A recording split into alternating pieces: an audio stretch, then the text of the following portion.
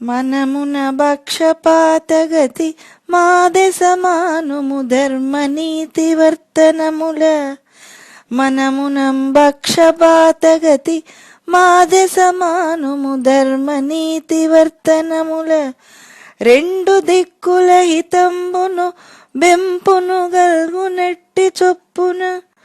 రెండు దిక్కుల హితంబును బెంపును గల్గునట్టి చొప్పున.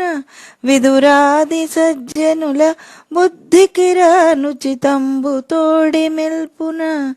విదురాది సజ్జనుల బుద్ధికి రానుచితంబు తోడి మెల్పున. బరునందనంబునను భూపతులెల్ల నెరుంగనాడుమీ.